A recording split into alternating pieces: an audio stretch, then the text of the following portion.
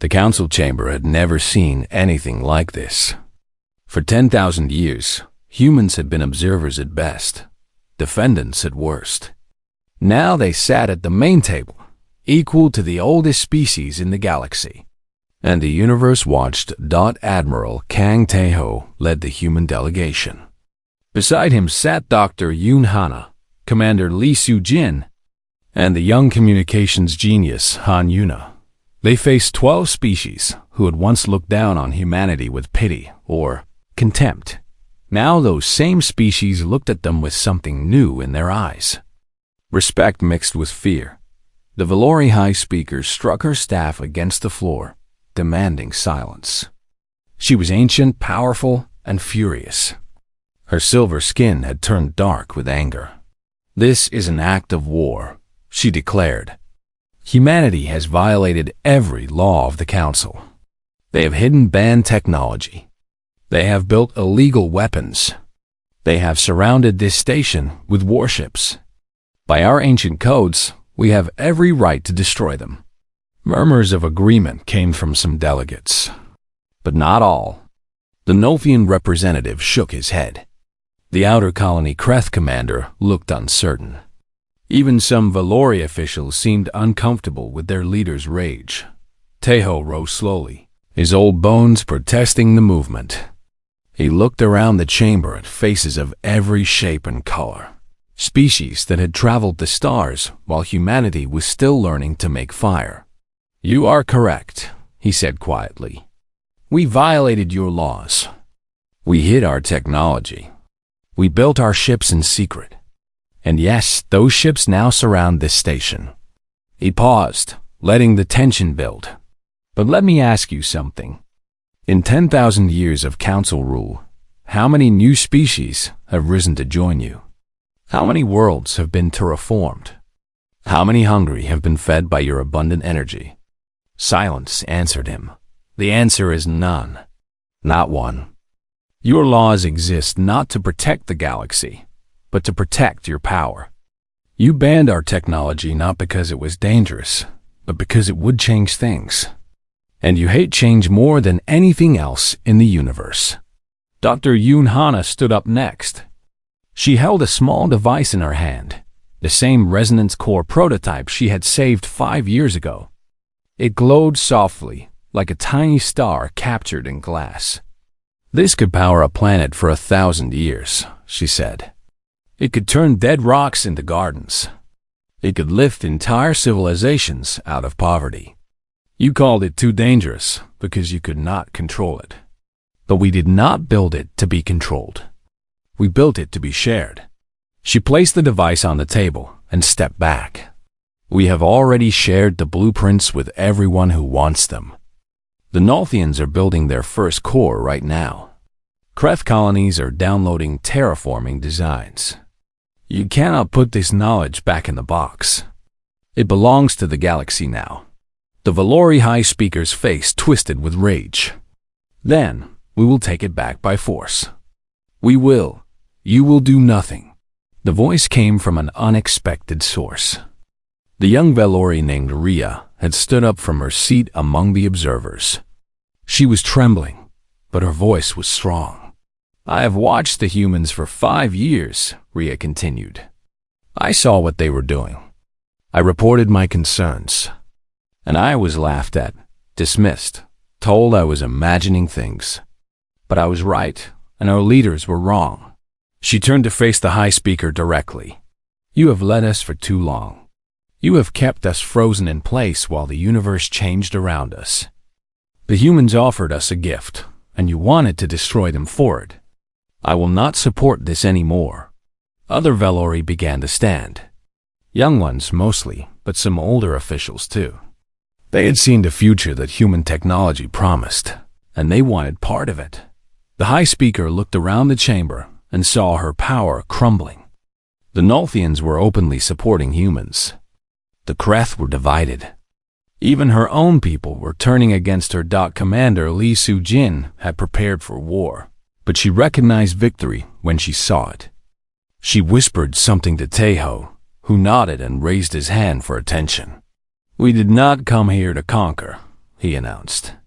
"We came here to change. The old council served its purpose, but that purpose has ended. We propose something new, a galactic cooperative, where all species are truly equal, where knowledge is shared freely, where progress is embraced instead of feared." The vote that followed was not unanimous. The Valori High Speaker refused to participate, storming out of the chamber with a handful of loyal followers. But the rest of the council voted yes. The old order was gone. Something new was being born. Han Yuna, the quiet student who had solved the communication problem, found herself surrounded by alien scientists asking questions about her discovery. She answered shyly at first, then with growing confidence. She realized that her work had not just helped humanity, it had opened doors across the galaxy. Choi Dae-young stood guard near the door, watching everything with careful eyes.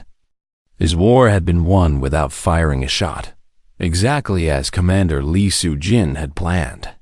But he knew that peace was fragile. There would be those who resented the change, who plotted to return to the old ways. He would be watching for them. In the weeks that followed, the galaxy transformed faster than anyone had expected. Nolfian engineers built their first resonance cores and wept with joy at the endless clean energy.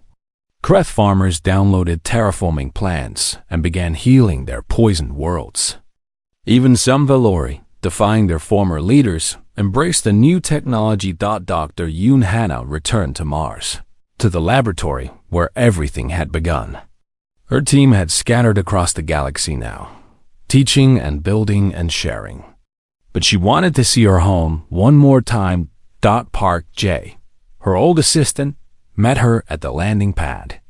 He was older now, leading his own research division, but his smile was the same. "You did it," he said simply. "You changed everything." Hana looked up at the red Martian sky, thinking about how far they had come. 5 years of hiding, 5 years of silence, and now a whole galaxy learning to dream again. "We did it together," she replied. "All of us. Every human who kept a secret, who told a lie, who waited in darkness for the dawn." She thought about her daughter, now a young woman she could finally see openly. She thought about Admiral Taeho, finally resting after decades of service. She thought about Commander Lee Soo-jin, already planning how to protect the new peace they had built. Most of all, she thought about the future. Not just for humanity, but for everyone. A galaxy where progress was celebrated instead of feared. Where knowledge flowed freely between stars. Where even the smallest species could dream of greatness. "They told us to stop reaching," she whispered to herself. "They should have known better. Humans never stop reaching. And now, neither will anyone else." Above her, the stars burned bright with promise. The old galaxy was gone. The new one was just beginning. The moment came not from planning but from chance. The Kreth Dominion, one of the most powerful members of the council, had grown tired of Valori leadership. They attacked a Valori supply station on the edge of shared space. It was a small fight, barely worth noticing. But it revealed something important. The council was not as united as it appeared. Commander Lee Soo-jin watched the reports come in from her hidden bunker. She had been waiting 5 years for an opportunity. Now the galaxy's attention was focused elsewhere on the growing tension between two ancient powers. If there was ever a time to move, it was now. She sent the signal. 3 simple words traveled through Han Yuna's secret frequency, bouncing off council satellites without detection, reaching every hidden cell in human space. Spring has come. On Earth, the change began at exactly midnight. The power grid flickered once, twice, and then blazed with new life. Every tiny resonance core that Baek Woo-sung had hidden in the system suddenly woke up. Lights that had been dim for 5 years now burned bright. Factories that had been producing simple goods revealed their true purpose, building ships, weapons, and technology that the Council had banned. On Mars, Similar scenes played out. On every colony world, every space station, every hidden base, humanity shed its disguise like a snake shedding old skin. What emerged was something the galaxy had never seen before. Dr. Yoon Hana stood at the center of Station Omega, watching the Cascade Array pulse with energy. Years of work, years of sacrifice, all coming together in this single moment. Around her, her team worked frantically, monitoring systems, adjusting power levels, making sure nothing failed. "The cores are stable," Kim Yoonbai reported. "Energy output is even higher than we predicted." Hannah nodded but said nothing. Words seemed small compared to what was happening. Humanity was waking up, and the galaxy would never be the same. The Council's observers on Earth were the first to realize something was wrong. Their scanners, which had shown nothing suspicious for 5 years, suddenly lit up with impossible readings. Resonance energy signatures everywhere. Advanced technology where there should have been none. It was as if the entire planet had transformed overnight. The Valori observer, named Rhea, now a senior officer after years of faithful service, felt no surprise. She had always known the humans were hiding something. She had warned her superiors, and they had laughed. Now no one was laughing. She tried to send a warning to Council headquarters, but her communication device showed only static. Human signals were flooding every frequency, drowning out everything else. For the first time in her long career, Rhea felt afraid. Admiral Kang Tae-ho boarded his ship at a small harbor in Korea. It looked like the same fishing vessel he had used for 5 years, weathered and slow. But as he entered the cabin, the interior transformed. Hidden panels slid away to reveal a military command center.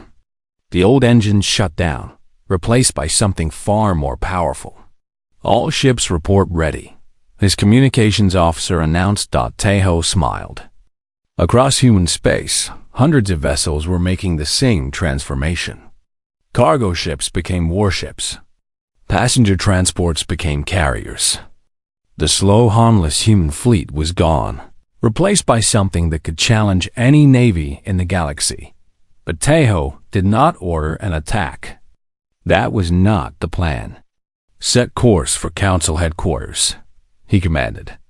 "All ships follow. No weapons armed. We go in peace."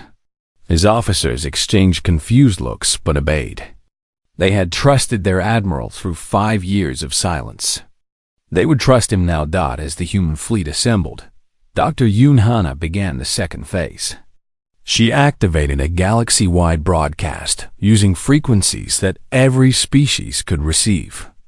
Her face appeared on screens across thousands of worlds, in council chambers and alien homes, on ships and stations and planets that had never heard of Earth. "My name is Yoon Hana," she began, her voice calm and clear. "I am a scientist from the planet Earth. 5 years ago, the Galactic Council banned our technology because they feared it. They called it dangerous. They called it chaotic. They said it threatened the balance of the galaxy." She paused, letting her words sink in. "They were wrong. Our technology is not a weapon. It is a gift. And today, we share it with everyone." Behind her, data began streaming across the broadcast. Complete blueprints for the resonance core, designs for faster-than-light engines, instructions for terraforming dead worlds into living gardens.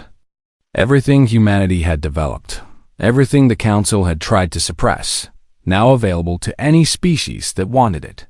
"We do not ask for payment," Hana continued. "We do not ask for loyalty. We ask only that you use this knowledge to build, not to destroy. To help, not to harm." The old rules of the galaxy were built on fear. Today, we offer something better: hope. The response was immediate and overwhelming. The Nolthians, a species that had resented Council control for centuries, sent messages of gratitude and alliance.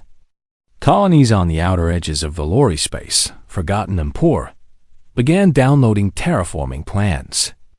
Even some Kreth commanders, tired of endless war, reached out to ask questions. The council tried to respond.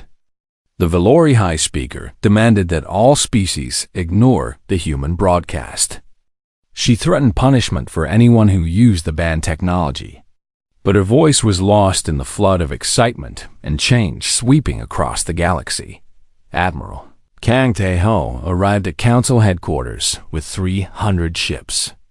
They dropped out of faster-than-light travel in perfect formation, surrounding the massive station without firing a single shot. Council defenders scrambled to respond, but they were outnumbered, and Tae-ho opened the channel to the station. "This is Admiral Kang Tae-ho of the United Earth Fleet," he announced. "We come not as enemies. We come not as conquerors. We come as equals who demand to be heard. 5 years ago, you tried to silence us. You failed. Now we will talk as one species to another. The choice of whether this remains peaceful is yours." Inside the station, panic spread through the council chambers. The Valori demanded war. The Kreth hesitated, uncertain which side to choose. The Nolthians openly celebrated. And through it all, human ships waited in perfect patience, a wall of metal and power that refused to strike first. The galaxy held its breath, waiting to see what would happen next. 5 years passed like water flowing beneath ice. On the surface, everything looked calm and frozen. Beneath, currents of change moved in darkness. The galaxy had mostly forgotten about the human problem. Humanity had become boring, which was exactly what they wanted. Their representatives attended council meetings with polite smiles and empty hands. Their ships traveled slowly. Their worlds produced simple goods. The observers had grown lazy, spending more time enjoying human food than actually observing. Admiral Kang Tae-ho had grown old in these 5 years. His hair had turned white, and his face showed deep lines of worry and waiting. But his mind was sharper than ever. He spent his days fishing on a quiet lake in Korea, a harmless retired officer enjoying his final years. Every evening, he would catch exactly 3 fish. Every evening, his old friend would buy those 3 fish at the local market. And hidden inside each fish was a tiny message capsule, carrying information from across human space to the center of the resistance. This was how humanity communicated now, through fish and flowers and children's games, through codes hidden in recipe books and music files. The council's observers listened to every official channel and heard nothing. They did not know that the real messages traveled through paths they could never imagine. On Station Omega, Dr. Yoon-han had aged too, but her eyes still burned with the same fire. She stood before her greatest creation, the Cascade Array. It had taken 5 years to build, 5 years of failures and breakthroughs and sleepless nights. The Cascade Array was beautiful in its simplicity. Instead of one large resonance core, they had created thousands of tiny ones. Each was no bigger than a grain of rice, but together they could generate more power than anything the galaxy had ever seen. And the most amazing part was how they connected. They talked to each other, Hana explained to her team, no matter how far apart they are. When one activates, they all activate. Instantly. The council cannot stop them because they cannot find them. Engineer Beek Woo-sum had done the impossible. He had hidden these tiny cores in everything. In the new medical implants that humans were now using. In the navigation systems of cargo ships. In the power grids of every human city.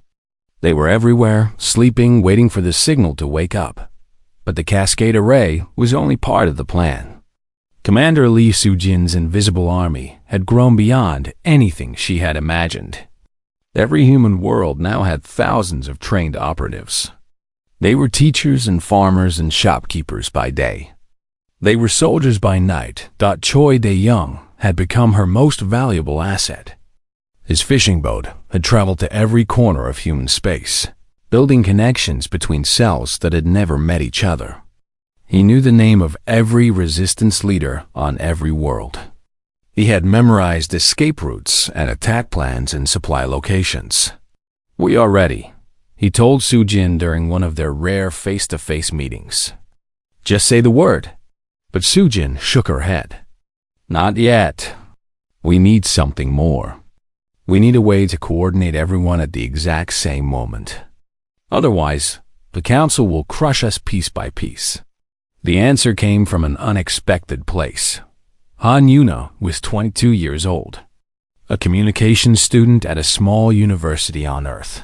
She was brilliant but quiet, the kind of person who preferred machines to people. Her professors thought she was wasting her talent on theoretical research that would never lead anywhere. They did not know that her theoretical research was actually solving the biggest problem the resistance faced. Yuna had discovered that Council communication frequencies had a tiny gap, a fraction of a second where data could slip through undetected. It was so small that no one had ever noticed it. But Yuna had noticed, and she had figured out how to use it. She built a device in her dormitory room. It looked like a simple music player, but inside it contained the key to everything. With this device, humanity could send messages on council frequencies without being detected. They could coordinate across light years in perfect secrecy. Yuna did not know who to tell about her discovery. She was afraid it would be dismissed as fantasy, like all her other ideas. But fate had other plans. One night, Choi the Young appeared at her door. He was posing as a delivery man, but something in his eyes told her this was no ordinary visit. "Miss Han," he said calmly, "I believe you have something that many people would like to see." Yuna's heart pounded, but she trusted her instincts. She showed him the device and explained how it worked. Dae Young listened without interrupting, his face showing nothing. When she finished, he simply nodded. "Pack your things," he said. "You are going on a trip." 1 week later, Yuna arrived at Station Omega. Dr. Yunhana herself welcomed her at the airlock. The famous scientist looked at the young student with something like wonder. "You may have just saved us all," Hana said quietly. "Welcome to the family." Yuna's device was integrated with the cascade array. Now, when the signal was sent, every hidden core in human space would activate at exactly the same moment. Every resistance cell would receive the same message at exactly the same time. The council would have no warning, no chance to respond. Admiral Kang Taeho received the news through his usual channel of fish and market visits. For the first time in 5 years, he allowed himself to hope. He wrote a simple reply and hid it in the belly of his evening catch. The message said only one thing: "The garden is ready, waiting for spring." Around him, the world continued its pretend sleep. Humans went about their daily lives, smiling at the bored observers, producing their simple goods, being exactly as harmless as expected. But beneath the surface, the currents were growing stronger. The ice was beginning to crack. And soon, very soon, the galaxy would discover what had been growing in the darkness all along. The 5-year silence was almost over. The awakening was about to begin. 2 months after the verdict, the galaxy believed humanity had surrendered. News reports showed empty factories and quiet research centers. Human ships flew slowly with council-approved engines. Human worlds produced food and simple goods. Nothing more. It was all a lie. Commander Lee Soo-jin stood in a hidden bunker 300 meters beneath the mountains of Korea. Around her, screens showed activity across human space. Secret bases on moons that the council had never mapped. Disguised cargo ships carrying hidden technology. Millions of people working together in perfect silence. She called it Operation Wildfire. The idea was simple, but bold. Show the council exactly what they wanted to see. Cry for the cameras. Destroy worthless machines in public. And keep everything important hidden in places they would never think to look. Report from Station Omega, her communications officer announced. Dr. Yoon has arrived safely. Soo-jin allowed herself a small smile. Station Omega was their most important secret. It looked like an ordinary mining facility in the Kepler belt, a ring of asteroids far from any planet. But deep inside its hollow core was the most advanced laboratory humanity had ever built. On Station Omega, Dr. Yoon Hana was already at work. The journey had been long and uncomfortable, hidden inside a cargo container marked agricultural supplies. But she had brought the resonance core with her, and that was all that mattered. Her new team gathered around her. There was Baek Woo-sung, an engineer who could make anything smaller and more powerful. There was Kim Yoon-bai, a physicist who understood energy in ways that amazed even Hannah. And there were 28 other brilliant minds, all officially dead or retired, all burning with the same quiet fury. The council thinks they have stopped us, Hana told her team. They think destroying our public labs means destroying our dreams. They do not understand humans at all. She placed the resonance core on the main workbench. It glowed softly, like a small sun trapped in glass. Our job is not just to preserve this technology. Our job is to make it better, smaller, impossible to detect, so that when the time comes, we can put it everywhere at once. Woo-sung nodded with understanding. He was already thinking about how to miniaturize the core. If they could make it small enough, they could hide it in anything. In ship engines, in power grids, in children's toys, if necessary. Back on Earth, the real work of deception continued. The Council had sent permanent observers to watch human activities. These aliens walked through cities and factories, scanning everything with their devices. They were looking for hidden technology, for signs of resistance. They found nothing because they were looking in the wrong places. Admiral Kang Tae-ho had learned an important lesson from history. The best place to hide something was in plain sight. So human engineers had redesigned everything to look harmless while being secretly powerful. A farmer's irrigation system was actually a quantum communication relay. A children's hospital had medical equipment that doubled as advanced computers.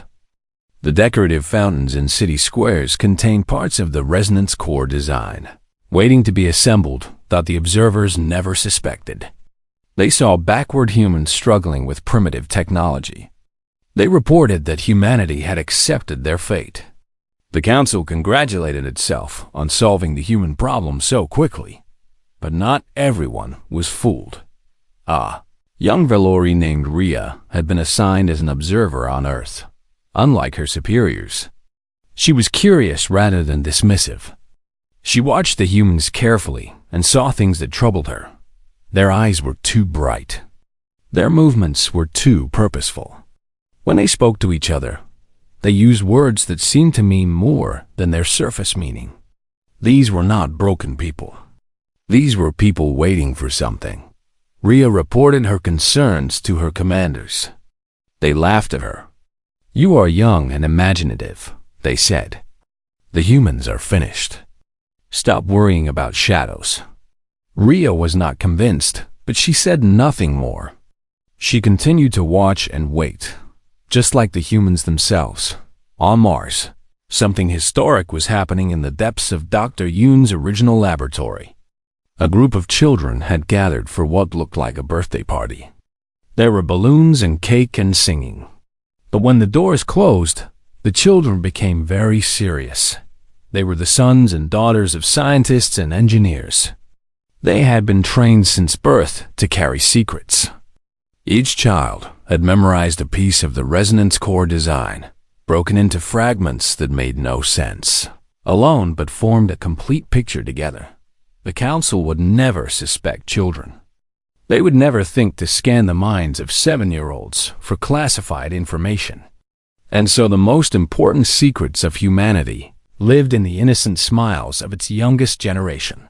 Commander Lee Soo-jin had recruited thousands of soldiers for her invisible army. They were officially retired or working ordinary jobs. a baker who had once been a special forces operative, a teacher who could pilot any ship ever built, a doctor who knew 17 ways to disable an enemy without leaving a mark. These soldiers trained in secret, often in places that seemed impossible. Underwater bases in Earth's oceans, caves on moons that the Council had declared uninhabitable, even in the basements of buildings that the observers walked past every day. One of her best soldiers was Choi Dae-young. He had spent 20 years in military service before officially becoming a fishing boat captain. Now he traveled between human worlds, delivering supplies and collecting information. His boat contained hidden compartments filled with weapons and communication devices. "The cells are almost ready," Dae-young reported during a secret meeting. "Every human world has at least 100 trained operatives.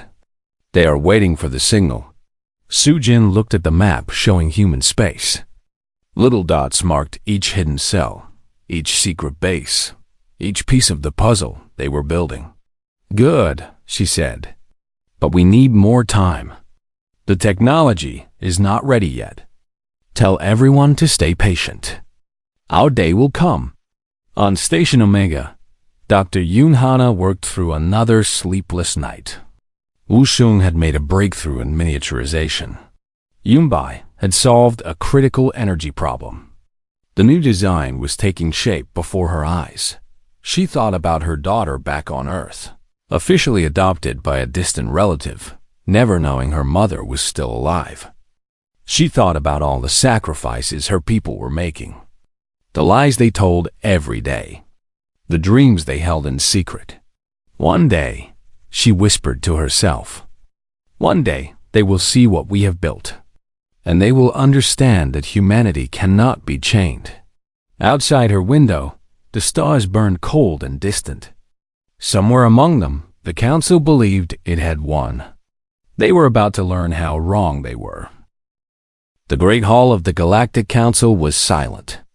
12 species sat in a perfect circle, their eyes fixed on the small group of humans standing in the center. Admiral Kan Tae-ho kept his back straight and his face calm, but inside his heart was beating fast. He had traveled 3 weeks through space to hear this decision. Now he wished he had never come. The Valori High Speaker rose from her seat. She was tall and thin, with silver skin that glowed under the lights.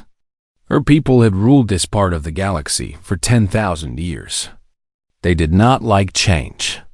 They did not like surprises. And they certainly did not like humans. "The Council has reached a decision," she announced. Her voice echoed through the hall like cold wind. "Human technology has been judged too dangerous for the galaxy. It is chaotic. It is unpredictable. It grows too fast and threatens the balance we have maintained for centuries." Tae-ho felt his hands form into fists at his sides. Balance. That was their favorite word. What they really meant was control. The High Speaker continued reading from a long list. Humans were no longer allowed to build their faster-than-light engines. Their quantum communication networks had to be destroyed.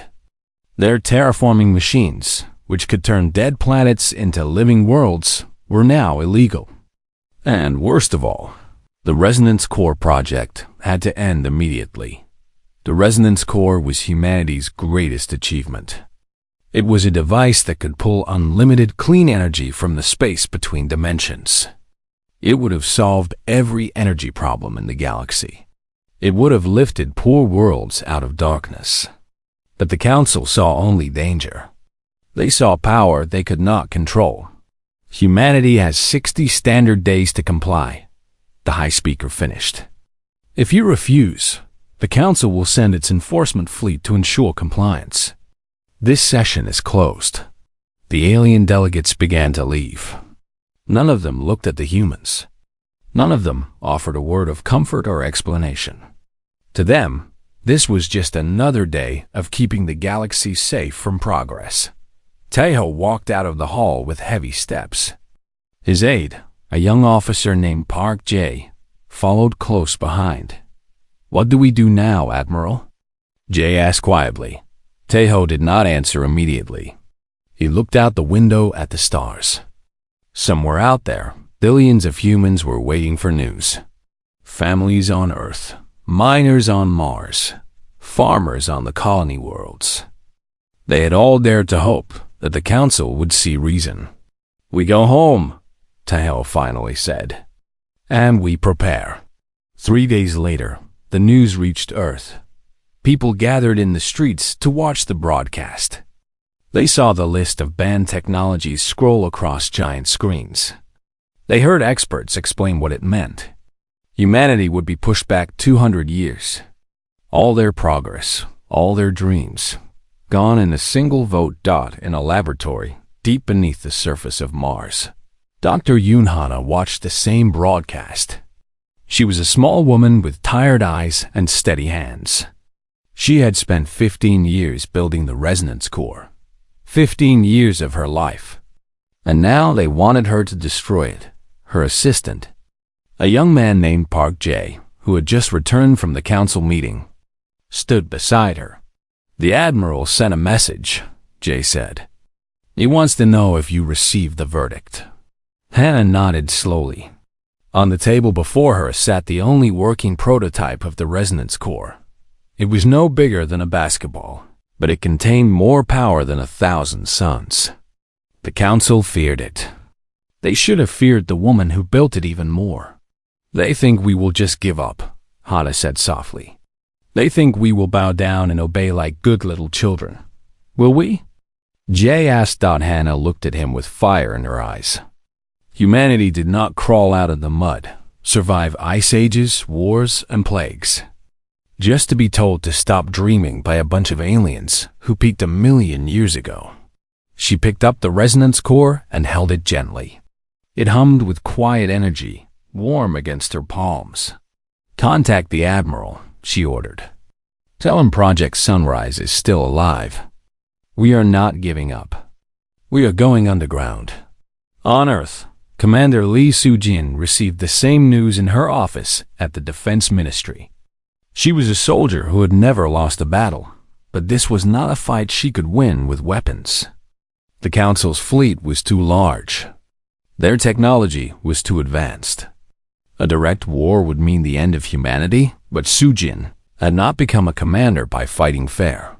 She called together her most trusted officers. They met in a basement room with no windows and no recording devices. "The Council expects us to fight or surrender," she told them. "We will do neither. We will smile and nod and destroy our fake technology in front of their inspectors. And while they celebrate their victory, we will hide everything real in places they cannot find."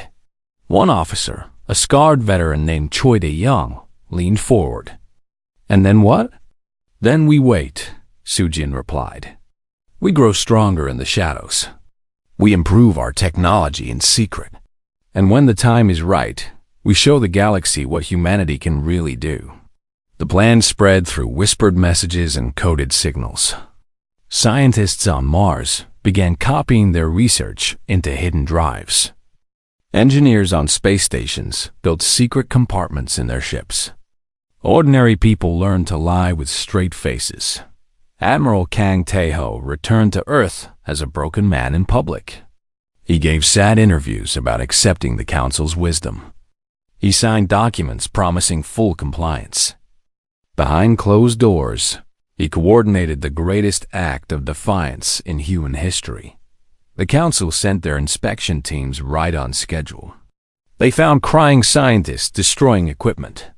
They found engineers with empty hands and humble words. They scanned everything and found nothing suspicious. The Valori ambassador smiled with satisfaction as she reported back to the Council. "The humans have learned their place," she announced. "They are no longer a threat." She could not have been more wrong. In hidden bases scattered across human space, the real work continued.